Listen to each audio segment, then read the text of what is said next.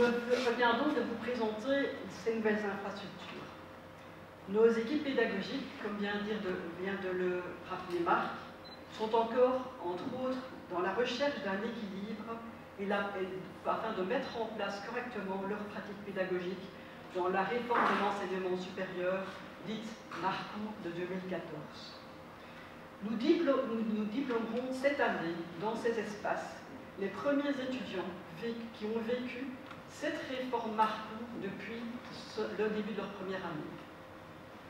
L'impact actuel de la quadrimestrialisation, des unités d'enseignement à plusieurs activités d'apprentissage, mais également l'évolution de l'organisation annuelle de la forme et de la longueur des sessions conduisent encore aujourd'hui à un questionnement important des membres des équipes pédagogiques qui ne se maîtrisent toujours pas complètement dans le système afin de mettre en œuvre leurs pratiques. Cet équilibre entre la vision pédagogique de nos institutions, la volonté de former dans des départements comme le nôtre et au niveau de la catégorie de bons enseignants et le nouveau système est encore en phase d'adaptation. Le pacte d'excellence, avec son corollaire, qui est la réforme de la formation initiale, va encore faire évoluer le modèle de nos formations. Si j'évoque avec vous ces éléments en ce jour d'inauguration, c'est tout simplement parce qu'au travers de l'histoire de l'école normale de Braine-le-Comte, une des plus anciennes écoles normales de Belgique, témoigne l'évolution, au travers de ces bâtiments, de ces différentes visions et changements qu'ont vécu les formateurs d'enseignants. Le travail de l'enseignant a évolué au cours du temps. Et la complexification de son travail a amené également des modifications de ses pratiques au niveau de sa tâche enseignante. Plus de 188 années d'existence de notre école normale ont vu passer bien des réformes de l'enseignement supérieur. Toutes ces réformes se sont succédées avec une évaluation des pratiques et un maintien de la qualité de nos formations, mais également de la relation centrale que nous souhaitons maintenir entre les équipes pédagogiques et les étudiants. Dans la vision future de nos formations, c'est en effet ce que je souhaiterais faire ressortir au nom de l'équipe. Nous souhaitons nous adapter pour continuer à pratiquer un enseignement de qualité, mettant l'étudiant au centre des dispositifs pédagogiques. Cet enseignement, vous le verrez dans la deuxième partie de mon intervention, se décline ensuite au travers de toute une série de pratiques dont nous avons choisi de vous présenter ce jour l'ouverture au monde avec les stages à l'étranger, l'ouverture au numérique avec les 2 projets tandem que nous avons introduits, mais également l'ouverture à la découverte des sciences au travers de la participation de notre implantation, mais d'autres implantations également de la Haute École Louvain-la-Neuve au Printemps des Sciences 2017. Les craintes exprimées par le pacte d'excellence, entre autres dans l'enseignement secondaire, se centrent parfois sur la durée du qualifiant, mais également sur la durée de nos formations et les appariements de branches. Ce sera donc très court, mais il me semblait essentiel,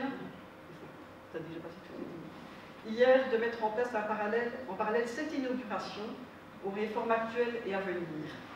En effet, au travers de ces éléments architecturaux qui laissent une trace dans le temps du passage d'étudiants et d'équipes pédagogiques, nous pouvons retrouver indirectement l'évolution du métier de formateur d'enseignants.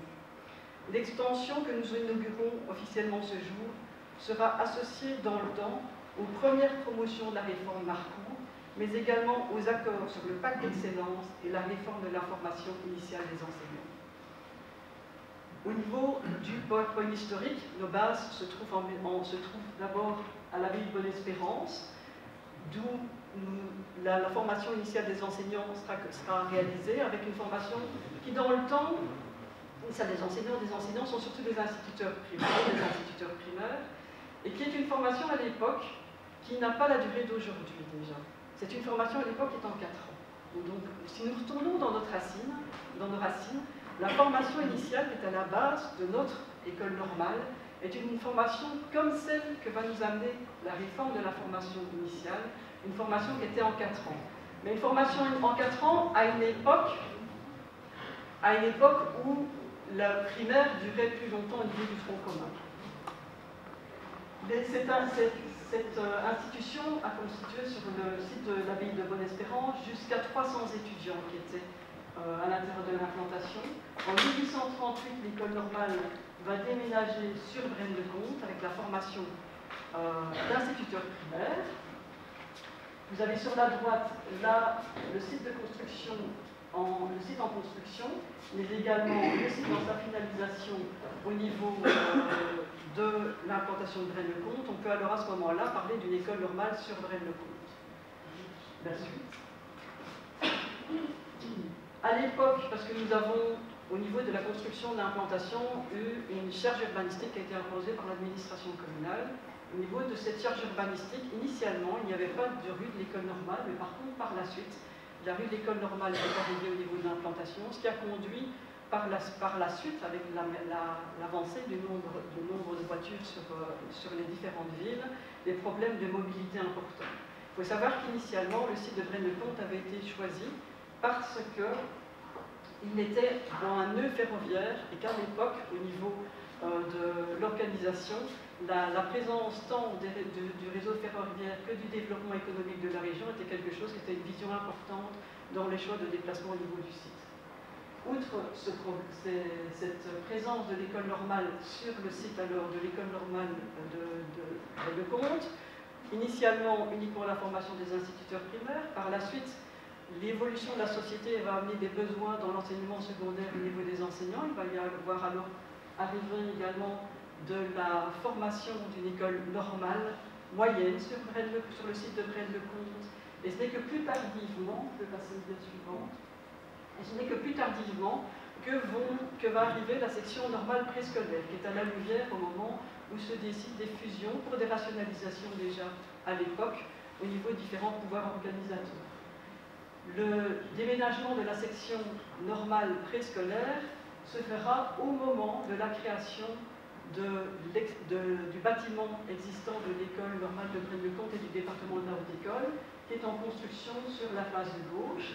Et nous rejoindrons également les régents techniques au moment, cette fois-là, de la création de la Haute-École Roi-Baudouin, puisque au moment de la fusion, les régents techniques qui sont sur Mons vont rejoindre également la Haute-École Roi-Baudouin et donc le département pédagogique de Braine-le-Comte. Actuellement, la population scolaire représentée sur la dia de droite représente à peu près un tiers de futurs instituteurs primaires, un tiers de futurs agrégés d'enseignement secondaire inférieur et un tiers de régents techniques et d'instituteurs préscolaires. Le bâtiment a été conçu pour une population de 400 à 450 étudiants à l'époque. La croissance de la population scolaire a amené aux besoins qui se sont régulièrement exprimés, entre autres par M. Durvaux, qui est présent aujourd'hui dans la salle, d'une extension au niveau de l'implantation pour pouvoir avoir une structure qui est adaptée à la population scolaire. Nous sommes passés en effet depuis près de 10 ans à 550 étudiants sur le site et 600 étudiants depuis 2 ans. La suivante. Les travaux donc débutés de cette extension au bâtiment de l'école normale de Braine-le-Comte, travaux qui ont conduit à l'aménagement, entre autres, de la dernière dia, que sont les parkings que vous avez empruntés tout à l'heure pour arriver sur le site, qui sont la charge urbanistique organisée lors de la construction de l'extension. Alors cette charge urbanistique était une nécessité. Le département pédagogique de Braine-le-Comte a adhéré au plan de mobilité scolaire, avec ses conséquences, entre autres, dans la recherche de solutions au niveau de mobilité. Et ces places de parking ont été donc créées avec une extension de 30 places qui conduit à un parking aujourd'hui pour la Haute-École Louvain-et-Nous de 40 places qui ont été construites par le pouvoir organisateur. Ces 40 places, elles suffisent amplement maintenant à pouvoir véritablement fonctionner au niveau de la population d'enseignants que nous avons sur le site au moment de la fréquentation durant toute l'année académique. Si vous étiez venus les semaines précédentes, il restait des places de parking au niveau de l'espace de la Haute-École, légitimement, parce que près de la moitié de nos étudiants sont en stage pour l'instant. La moitié de nos étudiants en stage, ça implique la moitié à peu près de l'équipe enseignante qui part par contre sur le terrain pour aller encadrer nos étudiants dans le cadre du suivi en stage. Donc outre ces places créées, il faut noter également sur le site, pour répondre aux soucis de parking autour du site, que le basket, qui a également sur salle, qui a été réalisé sur le site, a également une charge urbanistique qui devrait conduire à une augmentation de 70 places de parking sur le site. En collaboration avec l'INDBE et l'ENDBE, la gestion des parkings est régulée depuis la finalisation des 30 places complémentaires par l'utilisation de vignettes d'identification des différents établissements afin d'aborder dans une seconde phase la possibilité de mettre à disposition des places pour les étudiants, éventuellement, qui covoiturent si le parking était sous-utilisé. Ce projet est en cours de négociation entre l'organisation des étudiants et le département pédagogique de Fresnes-le-Comte, mais également par la suite, puisque des négociations ont déjà été entamées avec les directions de l'INDBE et de l'ENDBE, et par la suite, les étudiants iront défendre, s'ils sont invités, le projet au niveau du pouvoir organisateur de l'école secondaire. Preuve que toutes les institutions sur le site ont cœur aujourd'hui de résoudre le problème de mobilité autour du site. Nous allons donc passer maintenant à la seconde partie de mon intervention et je tiens ici à remercier toutes les personnes qui ont contribué à la préparation et à la présentation de ce jour. La cellule communication avec M. Petou, directeur de catégorie, mais également Jean-Luc Dubar, Guillaume Viensante, Émilien Capelier et la stagiaire Mathilde qui est en train de réaliser les photos, mais également Sandrine Decamp pour le service pédagogique, et au niveau de l'équipe, Stéphanie Chapelle, Laure Moulin, Anne-Françoise Marchand et Jean-Louis Parmentier, qui, après le choix des séquences qui étaient à mettre en avant lors de la présentation, ont réalisé les capsules pédagogiques. Voici le résultat de leur travail, présenté sur cette photo à 360 degrés, que vous aurez l'occasion, si vous le souhaitez, de visionner par vous-même au travers des tablettes qui vous sont proposées sur vos espaces à l'intérieur de la salle. Vous avez ici la présentation des différentes capsules que l'on va retrouver au niveau de l'ouverture au monde via les stages à l'étranger.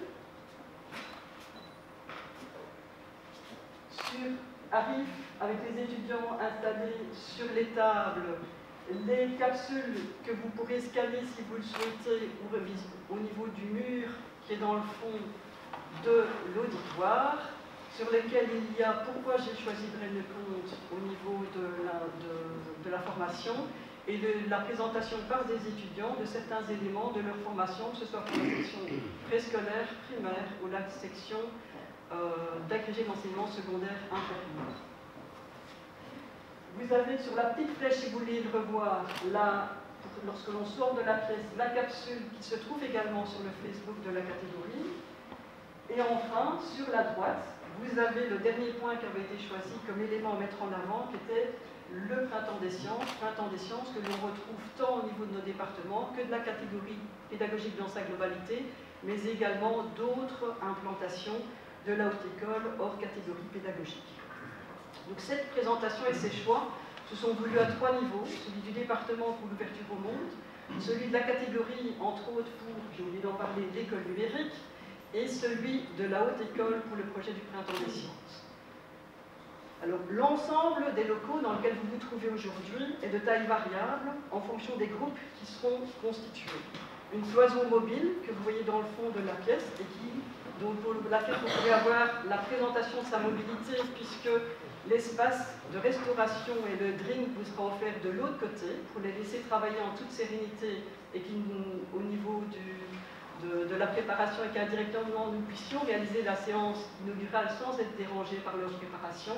Le local a été coupé en deux pour la présentation de ce jour et il va être ouvert sur sa moitié pour que vous puissiez accéder dans la seconde phase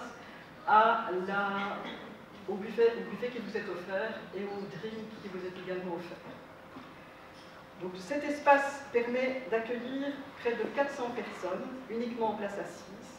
Il a été envisagé avec une polyvalence tant dans sa conception architecturale que dans son équipement. Cette polyvalence, en fait, doit également en faire également un lieu de rencontre pour des conférences ou des proclamations. Donc, les tables qui sont devant vous sont entre autres des tables qui sont entièrement pliables pour pouvoir être embarquées très facilement et qui céderont à leur place à une salle uniquement constituée de chaises pour éventuellement des conférences ou autres événements. Dans le cadre du Elasport, les locaux peuvent également être mis à disposition des étudiants pour des activités sportives et sont équipés de vestiaires et d'une douche. Enfin, une cuisine permettra de répondre aux besoins des étudiants de l'école normale. L'infrastructure était équipée d'une cafétéria avec une distribution de sandwichs uniquement et la cuisine ne répondait plus aux normes de l'ARSCA. Donc nous sommes organisés maintenant sur deux espaces, un espace cuisine annexé à la cafétéria et un espace de gestion alimentaire qui est ici sur la nouvelle extension. Tous ces travaux sont entre autres réalisés dans la suite de leur organisation par Sabine Druard, qui suit le chantier pour le département au niveau de la haute école, et que je tiens également à remercier aujourd'hui. Et enfin, dans l'approche interactive que nous souhaitions vous présenter aujourd'hui, nous avons également fait participer les étudiants à cette séance inaugurale et organisé un concours QR code. Donc vous pouvez observer dans le fond de la salle un tableau reprenant différents QR codes, qui sont les QR codes sur la droite, proposés par les étudiants qui sont au nombre de 12. Dans le cadre de la suite de cette séance inaugurale, il vous est proposé de choisir des QR codes. Devant vous, vous avez tous des petits papiers dont vous vous demandez probablement l'utilité depuis le début de cette séance. Ces papiers sont le QR code qui vous permet d'accéder au formulaire en ligne, qui vous permettra de voter pour 3 choix. Parmi nous se trouvent également les étudiants, enfin une partie des étudiants, parce que certains sont en stage, qui ont participé au concours de QR code et qui auront le résultat du concours au terme de la séance inaugurale. Parmi ces étudiants, 3 se reverront gratifiés d'une tablette et 7 autres d'un chèque-lire au niveau de l'organisation. Donc certains étudiants nous ont spécifié, on a pas osé poster tout à l'heure, on n'a pas osé poster les QR codes parce que nous ne les trouvions pas spécialement esthétiques. Ils se sont proposés de les envoyer par la suite, donc ils participeront au concours, mais comme ces QR codes dans la suite vont servir également d'éléments qui seront apposés à différents endroits au niveau du bâtiment et qui mettront un lien pour pouvoir, par exemple, avoir accès aux mallettes pédagogiques, pour pouvoir avoir accès à des informations sur le centre de documentation. Donc à différents endroits de la haute école, les QR codes choisis ou d'autres qui pourraient venir rejoindre par la suite vont être apposés à l'intérieur du bâtiment pour pouvoir faire référence à des éléments d'information de l'implantation. Voilà, je vous remercie de votre attention pour la présentation, entre autres, des nouveaux bâtiments. Je vous invite à participer au concours QR code. Par la même occasion, si vous le souhaitez, à découvrir les capsules que nous n'avons pas pris le temps de vous montrer aujourd'hui, parce que chacune des capsules qui a été constituée durant entre 5 et 6 minutes, ça aurait allongé fortement la durée de la séance inaugurale. Mais vous avez l'opportunité, au travers de l'interactivité, d'aller découvrir ces différentes capsules qui sont présentes sur la photo 360 degrés présentant cet espace.